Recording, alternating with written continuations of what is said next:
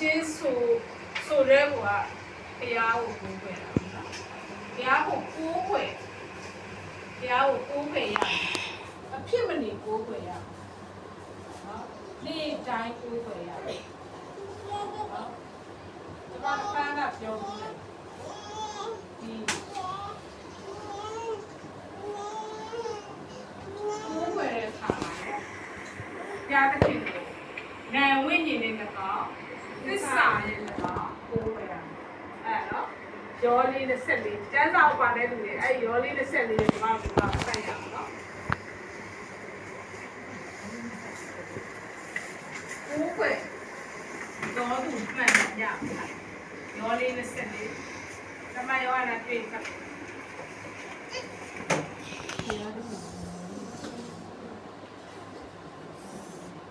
ဘုရားသခင်ဒီဝိညာဉ်ဖြစ်တော်မူ၍ဘုရားသခင်ကိုကိုးကွယ်တော်သူတို့ဒီဝိညာဉ်နဲ့တမန်တရားအဖြစ်ကိုးကွယ်ရမည်လို့ပြောတယ်။နာဝိညာဉ်မှာပါ။နာဝိညာဉ်ဖြစ်တော်မူ။အားဖြင့်ဒီချက်ဆောင်မှာဘုရားသခင်နာဝိညာဉ်နော်။နာဝိညာဉ်လို့ဘာလို့ပြောလဲဆိုတော့လူသားလေဘုရားသခင်ဖန်ဆင်းထားတာ၃ပိုင်းခန္ဓာစိတ်ဝိညာဉ်နော်။ဘုရားသခင်ကလူကိုဘယ်နှပိုင်းနဲ့ဖန်ဆင်းလဲ၃ပိုင်းခန္ဓာစိတ်ခန္ဓာနဲ့စိတ်ကတော့ဒါတော့ပတဝါပါနော်ပြိဿခန္ဓာနဲ့စိတ်ရှိတယ်လူမှာတော့အထူးသိခြင်းဆိုတဲ့ဝိညာဉ်အဲကြောင့်အဲ့အထူးသိခြင်းဆိုတာရှိလို့ဘုရားကိုကိုးကွယ်ရတယ်နော်အဲကြောင့်လို့တဲ့ကိုးကွယ်ကိုရတယ်ခမီးတော်အလိုလိုရှိတယ်ကိုးကွယ်ကိုရခမီးတော်အလိုရှိတယ်အဲကြောင့်ဘုရားကိုကိုးကွယ်ခြင်းအားကြောင့်မင်္ဂလာရှိတယ်နော်အခုဆိုရင်ကျမတို့မင်္ဂလာရှိတဲ့သူတွေအားလုံးကနော်တရားကိုကိုးကွယ်တယ်နော်သမာတရားကိုကျမတို့နာခံပြီးတော့မှဖျားရှိခိုးတဲ့နေရာကိုစုဝေးချင်းရောက်လာတာကျမတို့ပဲမင်္ဂလာရှိဆုံးပဲနော်အကြောင်းလို့ကျမအမြဲပြောတယ်စကားတစ်ခုရှိကောင်းကြိုက်ပဲတဲ့မလားကောင်းကြိုက်နဲ့လားနော်ကောင်းကြိုက်ပြောက်သွားတယ်ဟာနာနဲ့လာပါနော်ဒူးနာနဲ့လာပါကျွန်တော်တို့ကဒီမှာဝိုင်းစုတောင်းပြီးတော့ဒီရှုနာမာနာအဖြစ်ကျွန်တော်တို့ကျမ်းမှာရှင်ကိုပြသတင်ပြီး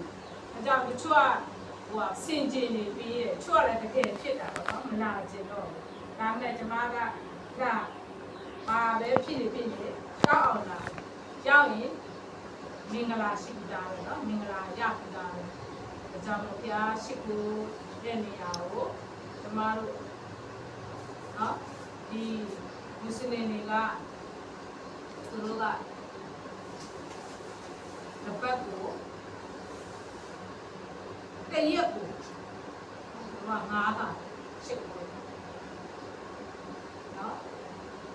ခရိယန်တွေကြတော့တပတ်ကိုဣတိလာတွေကြတော့တပတ်ကို၄ခါနော်ရှိခိုးရတရားမတူဘူးပေါ့နော်ဣတိလာတွေမျိုးဂျူးတွေပေါ့နော်ကျမတို့ခရိယန်ကြတပတ်ကိုခါဒါကြအဲ့တပတ်ကိုတစ်ခါလေကိုကျမပြန်ပြတ်တဲ့လူရှိ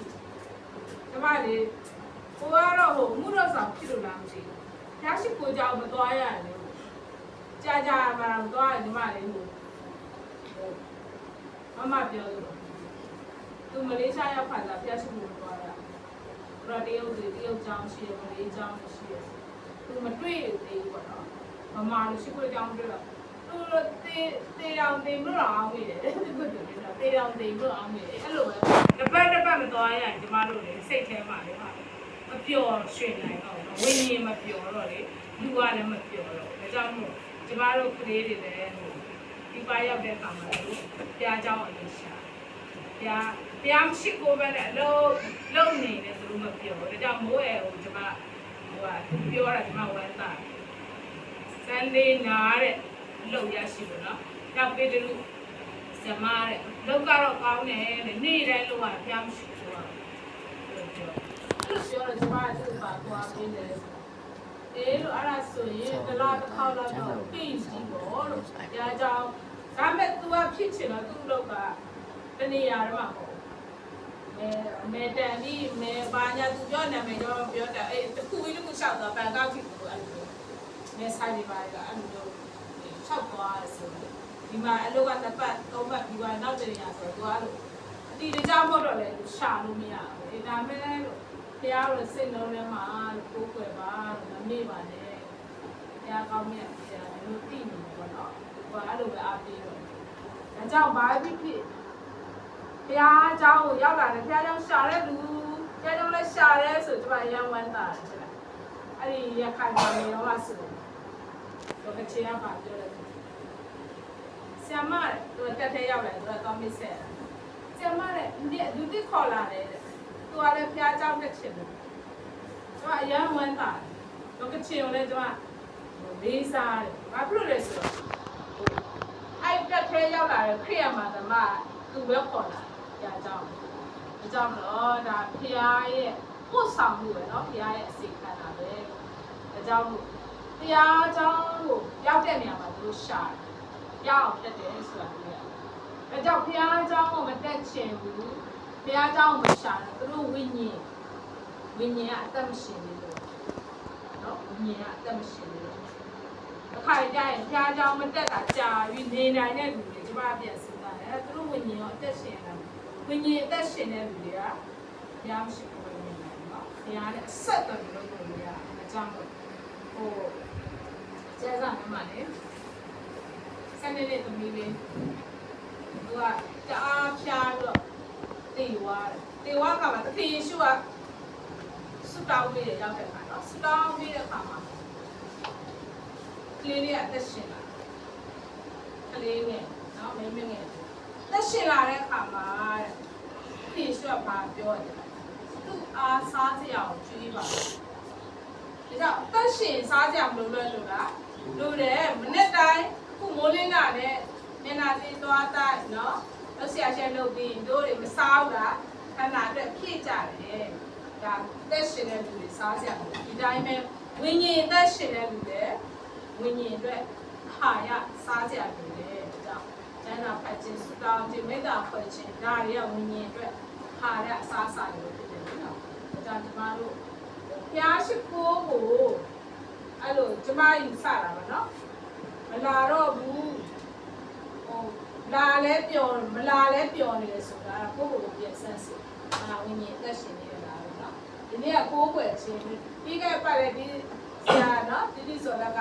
ကိုးကွယ်ခြင်းနေတော့ကိုးကွယ်ခြင်းနေတော့အများကြီးရှိတယ်နော်ဒီဆိုတော့ပြောတဲ့ကိုးကွယ်ခြင်းတွေကြတော့သူကတော့ဟောပေါ့နော်ဘုရားသခင်ကလုံခြုံမှုပေးတယ်နော်ယုံကြည်ကိုးကွယ်ခြင်းသူကဘုရားကိုကိုးကွယ်တဲ့အခါမှာနော်အပြင်းနဲ့ချင်းပါညာတို့ကအများကြီးပြောရတယ်ကျမတို့ဒီနေ့ပါပြောနေလဲဆိုဘုရားသခင်ကကိုးကွယ်မှုနဲ့ပတ်သက်ရင်ဘုရားသခင်ကခင်မလို့ဘူးနော်ကိုးတခြားနေရာမားရင်းလို့ရတယ်ကိုးကွယ်မှုကိုမားရင်းဘုရားသခင်ကခင်မလို့ဘူးဆိုတဲ့အကြောင်းလေးပါလည်းပြောချင်တယ်အဲကြောင့်မလို့ဒီမှာကျတော့ယောဘတိရှိကိုဖတ်ကြည့်အောင်ယောဘတိရှိ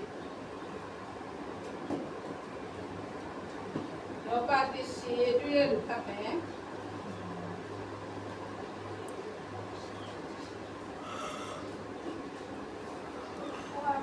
ဘဝကျမ်းစာစာရဟနာစေပါယောဘကိုသင်္တိထားမိတော့ဒီဒီပေါ်တွင်သူနှင့်သူတရားများမရှိသူသည်အပြစ်ပစ္စယမရှိတောင်းပန်သောသူရှားတဲ့ကိုကြောက်လို့ရတော့သူမကောင်းမှုကိုသိဆောင်လို့ဒီကိုပြီးတော့ဒီမှာကြည့်ကျမတို့လောကမှာအသက်ရှင်တဲ့အခါမှာတရားသခင်တာသမီးတွေကိုဘသူကကြည့်နေလဲစာတန်ကြည့်နေတယ်ဒီလူကဘာကြိုက်တယ်နော်ဒီလူကဘလို့နှစ်သက်တယ်ဆိုတာစာရာပုံသိတယ်တဲ့လားအဲ့နဲ့ဘုရားသခင်ကဘာပြောလဲဆိုဘုရားသခင်ကဘာပြောလဲယောဘနော်ငါကျွန်ယောဘကိုကြည့်ရသူနဲ့သူတယောက်မှမရှိဘူးပြန်အဲ့လိုပြောတာနော်ကျမကအဲ့ဒါဖတ်ပြီးတော့ယောဘအတွက်ပေါ့နော်ဒါဘုရားသခင်ကိုယ်တိုင်သူ့အာမခံတာနော်ဒါကောင်းတယ်ကျမတို့သားသမီးအခု၄ယောက်ရှိတယ်ကျမတို့သားသမီးတို့ကျမတို့အာမခံလို့ရလားရဘူးနော်နေရာတိုင်းမှာအာမခံလို့ရတယ် သူ့အာမခံလို့ရတာအစားအသောက်ပြီးတော့တာဝန်ယူအာမခံလို့ရတယ်သူ့ကိုပြုစုလို့ထောင်လို့ရတယ်ဒါပေမဲ့သူအသက်ရှင်ဖို့ကိုကျွန်တော်တို့အာမခံလို့ရတာပေါ့နော်ဒီမှာကြည့်ယောဘကြတော့စုံလင်ဖြောင်းမှတ်တယ်တရားသခင်ကိုကြောက်ရွံ့နေမကောင်းသောအကျင့်ကိုရှောင်တော့သူပြီးတော့ပြည့်စုံလို့တက်လာသူတက်လာအဲ့ဒါစာဒမနာကကြည့်ပြီမဲ့ယောဘရဲ့အသက်တာမှာပြည့်စုံရဲဆိုတာတွေ့ရတယ်နော်စာရန်တော့ပါပြောတယ်ကြလားတစ်ကိုမှာဖတ်ပြတော့ဘူးအကျိုးမရပဲဖျားကိုဝတ်ပြုမလားဟာတဲ့ဖျားကိုဝတ်ပြုတယ်ယောဘရဲ့အကျိုးမရဘူးအကျိုးရလို့ပါတဲ့အဲ့လိုမျိုးပြောတာတစ်ခုမရတစ်ခုပါဖြစ်လေလက်ပြောတာအဲ့ဒါဖျားတစ်ခေကမပြောလဲဆိုသူ့ရဲ့အသက်ကိုတော့မထိနဲ့ဖျားတစ်ခေအခွင့်ပေးလိုက်တယ်နော်စာတမနာကိုယောဘကိုစုံစမ်းဖို့ကဖျားတစ်ခေအခွင့်ပေးလိုက်တယ်ဆိုတော့ပြောတယ်နော်ဒါကြောင့်ဒီမှာလို့ကိုယ်ွယ်ချင်းနဲ့ပတ်သက်ရင်ဒါတစ်ခေအခွင့်မလို့ဘူးတဲ့နော်ကဘာဦးကျန်ခန်းကြီးလေးနဲ့3လေးအဲ့မှာဘာလို့လဲတွေ့ရလဲဆိုရင်ကာယနာနဲ့အာဘေလတိလားအားလုံးတိလားကာယနာနဲ့အာဘေဘဒုရဲ့သားသမီးတွေလဲသားတွေလဲအာရရဲ့သားဟမ်ကာယနာအာဘေလအဖေမေတိလားအာရနဲ့အေဝါတူလဲအာရနဲ့အေဝါအာရနဲ့အေဝါလေကဘာဦးစားတော့ပဲရှိတယ်ချာဘူးမှမရှိဘူးနော်အဲ့မှာငါကြည့်ချိန်ကာလရှိတဲ့အခါမှာတဲ့ညာခင်ကိုရစ်ပလင်ကဘာဦးကျန်းမှာကြာရစ်ပလင်တည်ရတာတဲ့ညာခင်ကိုးွယ်တာဟိုကရစ်ပူစောရတယ်သူကရစ်ပလင်တည်တယ်နော်ဘဒူပြပြအာဗြဟံပြပြရောက်တဲ့နေရာမှာရစ်ပလင်တည်ပြီးကိုးွယ်တယ်ဒီနော်အေးလေသမောရဲထွက်တဲ့အခါမှာရစ်ပလင်တည်ကိုးွယ်တာပဲသူတို့ကအဲ့လိုမျိုးကိုးွယ်အဲ့မှာဘုရားသခင်ကကိုးွယ်ဝေးရပြောတဲ့အခါမှာတဲ့သူတို့ညီကိုတွေကသွားကိုးွယ်တယ်နော်ကာယနာကတော့မြေသီးနှံကိုဆောင်နေတယ်သူကလေလောက်တဲ့လူလေလောက်တဲ့လူဆိုမြေသီးနှံဆောင်နေတယ်ကျန်းစာအဲ့လိုပြောတာအာမေလာကြတော့ဟိုကမွေးမြူရေးသမားတိုးစုတဲကနေတဲ့ဟိုဦးဖွာတော့တာတဲ့အာမေလာယူတယ်နော်အော်တိုးရဲ့စီတတ်ခင်ကနော်သူရစ်ပူစော်တဲ့ခါမှာခါမလဲကိုးတော်မှာအပြစ်နာဆာမရှိဘူးနော်တိကျပြောထားတယ်ကျမ်းစာထဲမှာခါမလဲအထီးဖြစ်ရမယ်တူဖွာရမယ်နောက်အဲ့လိုတပ်ပြီးပူစော်တဲ့ခါမှာစီကိုအရင်ရိုက်ထားအဲ့လိုမျိုးစီကိုတန်ဖိုးထားတာပေါ့နော်အဲ့ဒါရသခင်တန်ဖိုးထားရအဘိလာယူလာတယ်နော်ဦးဖွာတော့တိုးစုတွေကဦးဖွာတော့တာတဲ့ပြီးစီဥပဲနော်အဲ့လိုမျိုးပူဇော်တဲ့အခါမှာတဲ့အာဘိလာပူဇော်တဲ့အခါကိုပမာဏပြည့်တဲ့ကျမ်းစကားနဲ့ဆိုတော့နှိမ့်သက်တာပေါ့နော်လက်ခံတယ်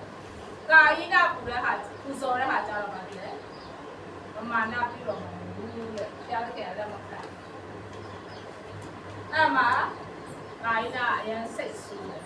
စိတ်ဆိုးပေမဲ့သူ့တက်ပြင်ဆင်လာတာမရှိလားရှိလား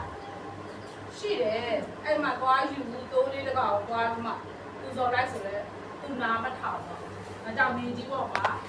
ကာယနာကအရင်ဆုံးဟိုပါပေါ့ခုလိုပြောရတော့ဟိုဇိုးပေါ့နော်သူ့ကိုတတ်တဲ့လူကဘယ်နဲ့စအစတွေကနောက်အများကြီးခြံထားတယ်သူ့အမှတ်ပေးနိုင်တယ်သူ့ဘူးမှမတတ်ရဲဒါကြောင့်ဘုရားစကားကိုနော်ဘုရားကိုပူဇော်တာရင်ဒီကိုးကွယ်တာရင်နော်ပြောင်းကိုးကွယ်တဲ့အခါမှာကျမတို့ဖြစ်တဲ့လူကိုးကွယ်လို့မရဘူးသူ့ရဲ့တမ်းပတ်တဲ့ပုံစံအတိုင်းကျမတို့ကိုးကွယ်ရတယ်နော်ဒါကြောင့်ဒီညီကိုတယောက်ကတော့သူတို့ကဆရာကြီးတမ်းပတ်တဲ့အရာကိုမိတာကအာဘေလာရပမာဏပြည့်တယ်ဒီကောင်းကြီးခံရတာဒါကြောင့်မကျင်တတ်တော့အဲ့မှာခမောင်လုံးလူတက်မှုနော်အကိုကညီကိုပါပဲလေပြန်တတ်တဲ့အချိန်ကိုဖြစ်သွားတယ်ဆိုတော့ကြည့်ရတယ်ဒီမှာကိုးကွယ်မှုမှာပြရခင်ကဆုံးရှုံးမှုခံနော်အမှားမခံပြီးတော့ဘယ်နှမတွေ့ရသေးလဲဆိုဓမ္မ မရာဆိုရင်73အန်ကြီး73နဲ့ခေါ်တယ်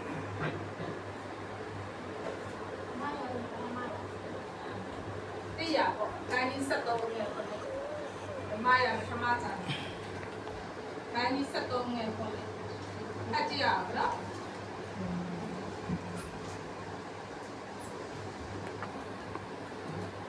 ေပြည့်မျိုးဒီဝရနဲ့တက်ကတက်ပြီးတဲ့ပြီးလို့ပြောကြတယ်တော်လူမင်းကြီးဒီနာကလာနိုင်ပြီးရှိပြီးသူနဲ့အတူရှိတော့စီဒီမောင်းမှာလည်းကြောက်ရွံ့ကောင်းကောင်းနေတာတော်လူမင်းကြီး ရှင်မွေလာကိုသူတို့စောက်တယ်အနေနဲ့စောက်တယ်ခဏရဲ့စောက်တဲ့အခါမှာယူတဲ့ရုပ်ရည်ဆန်ကဖြစ်လာပြီးမလာတော့ဘူးနော်ရေပူစော်ကိုမီးချွတ်ရရေပူစော်အဲ့ဒီမှာရှောလူဆိုတာရှင်မင်းနော်ရှင်မင်းနဲ့ဒီပရိုဟိတ်နဲ့တူလားမတူရှင်မင်းကတော့သူလောကမှာသူဥဆောင်တာဒီပရိုဟိတ်ကဖျားတဲ့ပတ်သက်ကိုဥဆောင်တာဒါကြောင့်ရှင်မင်းအားရေပူစော်လို့မရဘူးဒီပရိုဟိတ်ပဲရေပူစော်လို့ရတယ်အဲ့မှာခဏရက်ပြည့်မလာတဲ့အခါမှာလူတွေကရုံးစက်ကဖြစ်လာတဲ့အခါမှာရှော့လူကယူခဲ့ဒီရှူအရေးညီယူခဲ့ဆိုတာသူကပူစော်လိုက်သူကပူစော်ပြီးမှရှမလာရဲ့ရောက်ချလာပြီးတော့ရှမလာကပြောတယ်ဒီအငယ်ကိုမှသူရောက်ချလာရင်မှရှမလာတော်လူမိမာပြီးညက်တော်စောက်ရှောက်လေးနဲ့မင်းရဲ့အာနာစေမြဲမတည်စေရဘူးအကြောင်းလို့တော့ကြောက်เสียကောင်းတယ်သူလောက်ရမယ့်အရာမဟုတ်တော့သွားလောက်တဲ့အခါမှာသူ့ရဲ့နော်ရှင်မင်းအာနာမတည်ရဘူးစိတ်တော်နဲ့ညီညွတ်တဲ့သူရှာမယ်ဆိုတာရှင်မလာရဲ့ပြောတဲ့အခါမှာအဲ့မှာရှောလူကစိတ်မကောင်းနော်ဝမ်းနေပြီးတော့ရှမလာလည်းသူစီမလာတော့နော်အရင်ရှင်မင်းနေရတယ်စစ်တိုက်ဖို့ထွက်ရင်ဖျားတဲ့ုံမေးပြီးမှထွက်တာကိုတော့ဒီနေရာကိုသွားရမလားမသွားရဘူးလားဆိုမေးမှထွက်ဒါမဲ့ရှမလာအဲ့လိုမျိုးမေးလို့မရတော့ဟုတ်ရှင်ရှမလာလည်းမလာတော့ရှော့လို့ကျူးမမေးကြမရှိတော့နောက်ဆုံးကျန်းစာထဲမှာဆက်ဖက်ရှော့လူဘလူးသွားမေးတယ်တိလားနောက်ဝင်တယ်တော့သွားမေးတယ်ဟန်ဆောင်ပြီးတော့အဲ့လိုမျိုးထိရောက်သွားတယ်ဆိုတော့ရှင်မင်းတရားဝင်တော့နော်ဒါကြောင့်တော့အတားမှာကိုးကွယ်မှုကိုကျမတို့တန်ဖိုးထားပါတရားသခင်ကိုကြောက်ရွံ့နဲ့ကျမတို့ကိုးကွယ်ပါအဲ့လိုမျိုးကိုးကွယ်လဲဆိုရင်ကျမတို့တို့ကအကောင်းဆုံးပဲတရားသခင်ကလှုပ်ဆောင်ပေးထားတယ်ဆိုတာတွေ့ရတယ်ကိုယ်ွယ်မှုမှာမားသွားတဲ့အခါမှာနော်သူ့အသက်တာနော်ကိုင်းနာဆိုလဲသူ့အသက်တာကိုချော်သွားပြီအခုရှောလူဆိုလဲရှင်မင်းရာကနေသူ့ကိုမတိစေတော့ရှင်မင်းတယောက်ပြစ်ပြီးဆိုရင်ဘာစင်မြေးဆက်ပါပြီလဲဆက်တက်ရမှာလေအရှင်မင်းသားနော်ဆက်တက်ရသူ့ရဲ့သားဒါနဲ့အဲ့လိုမျိုးကိုယ်ွယ်မှုမားသွားတဲ့အခါမှာသူ့ကိုဆက်မတိခိုင်းတော့ဘူးဆိုတာတွေ့ရတယ်ဒါကြောင့်ဘုရားသခင်ကတည်းကအားလုံးရှိပါတယ်။ကျမတို့ရဲ့အသက်ရှင်မှုတွေမူမမှန်တာတွေမှန်တာတွေဘုရားသခင်သိပါတယ်။ဒါကြောင့်ကျမတို့ဘုရားသခင်ကိုကြောင်းရုံးနဲ့ကျမတို့အသက်ရှင်မှုကအရေးကြီးဆုံးပဲဖြစ်တယ်။နော်။တစ်ချက်မှားသွားတာနဲ့ကျမတို့ရဲ့ဘဝကြီးရဲ့နော်တွေးစရာကောင်းမှနော်ကြောက်စရာကောင်းတယ်ဆိုတာကိုပြောချင်တယ်နော်။ဒါကြောင့်မလို့အခုနောက်တစ်ခုထပ်ပြောချင်တယ်ရှောလူအကြောင်းပဲเนาะ115မှာဖတ်ပြတော့15မှာသူကရှင်းဖြက်စီးခိုင်းတာစစ်တိုက်ကိုဘုရားသခင်ကသူ့ကိုမှာတယ်เนาะရှင်းဖြက်စီးခိုင်းတယ်ဘာတွေဖြက်စီးခိုင်းလဲဒီလားနောက်ဖတ်ကြည့်ရတယ်15เนาะ15 3เนาะယောက်ျားမိန်းမသူငယ်နိုးဆိုမှစိုက်ဘာတကယ်တော့ဟိုအဲ့အော်ရခါကြတယ်เนาะမေတ္တာရှင်ပဲပြောသေးတယ်เนาะအခုရှောလူခိုင်းတာကြောက်စရာနော်ယောက်ျားမိန်းမသူငယ်နိုးဆိုမှစားလို့နောက်ပြီးတော့တိုးနွားကလေးအုပ်မြဲတတ်လို့တတ်ခိုင်းတာနော်စစ်သွားတယ်ဆာမလဲလူနော်လော့ဆိုတာမိတ်အဲ့လိုမျိုးသွားထိုင်ခါမှာတဲ့ရှောလူကသွားတယ်နော်ဘလောက်တောင်ညားလဲဆိုရင်နော်သူ့ရဲ့စစ်တပ်က2,100,000ရှိတယ်နော်သူ့ချုပ်တယ်ညော ကြီးပဲဒါပေမဲ့အကုန်မခေါ်သွားကြမလို့ပါသူကပေါင်းစားတွေပဲเนาะလက်ဖြောက်တို့เนาะစစ်ကူကြီးတို့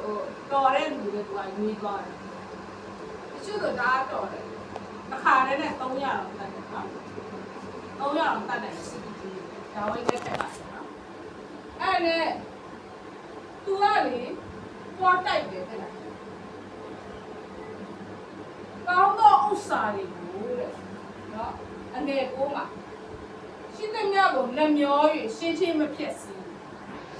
ကြားသခင်ကပါလေရှင်းဖြစ်စီတော့သူကရှင်းပါပြီလေမဖြစ်စီဟာဘုရားသခင်ကအဲ့လိုလုပ်လိုက်တာလုပ်လိုက်တဲ့အခါမှာတဲ့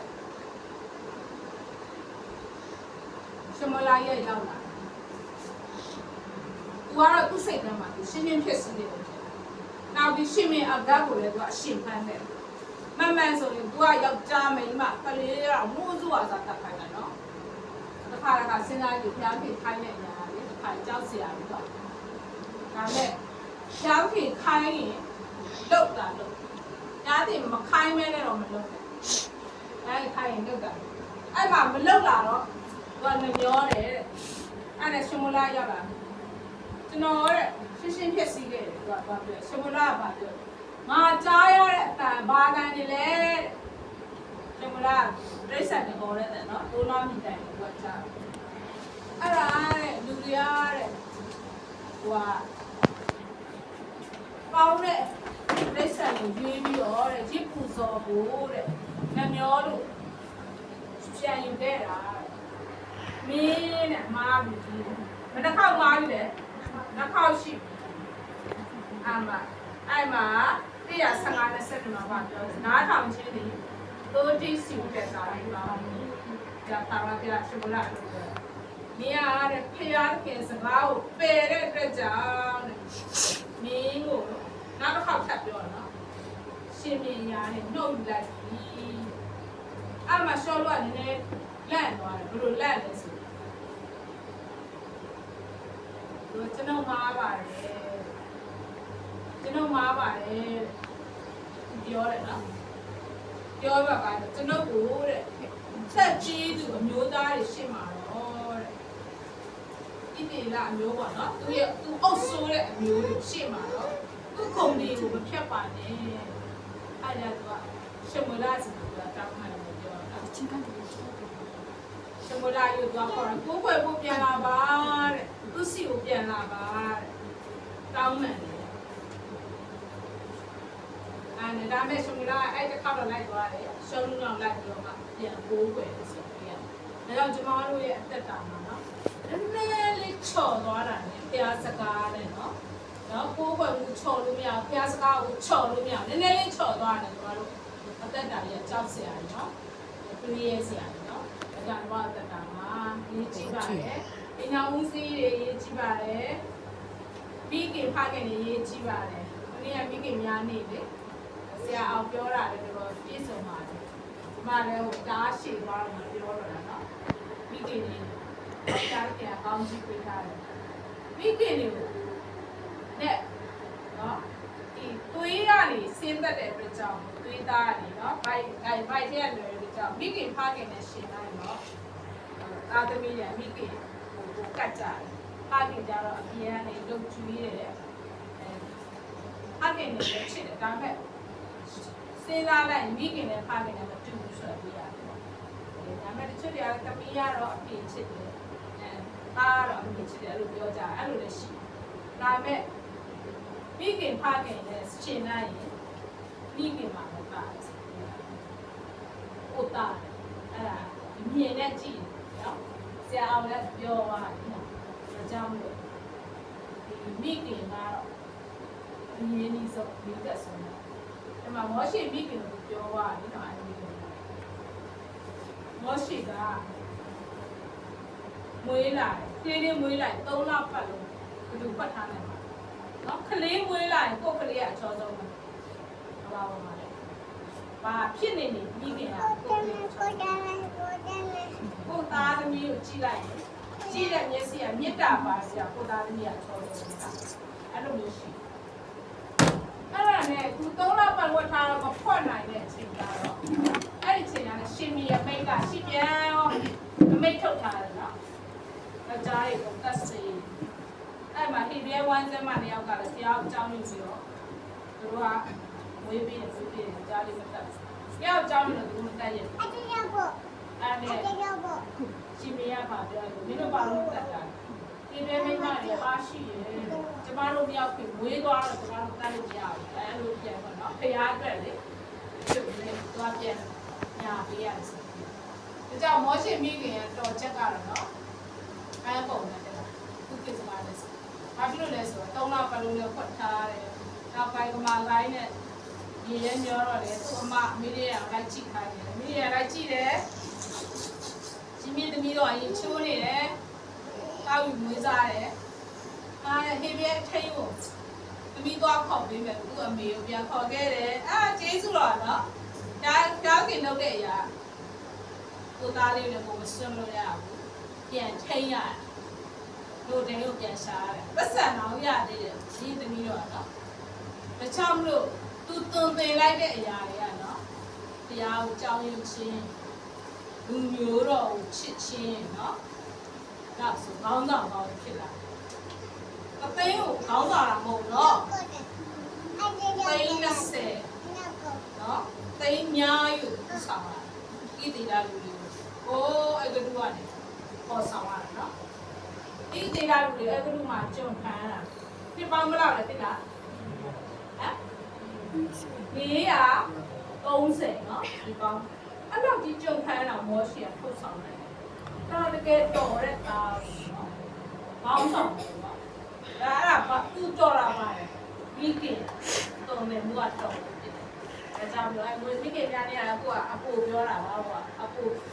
ပြန်ပြောပြတယ်ပါမိခင်များလည်းပြောလိုက်ရတယ်။ဒါကြောင့်ကျွန်တော်တို့မိခင်ရေးကြီးတယ်။အခက်လွဲလက်ကားတဲ့ကဘာယူကင်လို့စီဆိုတော့။ဒါမိခင်ရေးကြီးပါတယ်။မိဘတွေရေးကြီးပါတယ်။သားသမီးကိုကိုးကွယ်မှုနဲ့ဆိုင်ကျွန်တော်တို့ကိုယ်တိုင်မှာ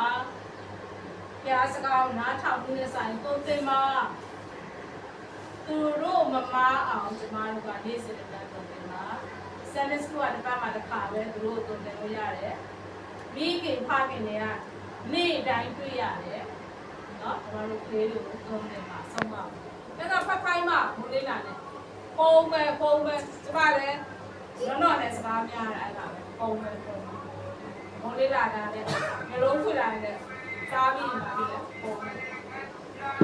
စားမယ်ပုံကြည့်မယ်ခိုင်ပုံကြည့်ရစားဖို့အချိန်တော့သူတို့မိတ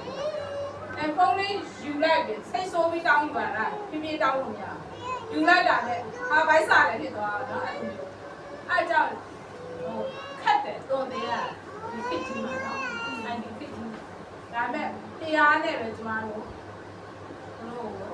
တွန်သေးနိုင်ကျမတို့ဆန္ဒကျမတို့ရဲ့စိတ်ကျမတို့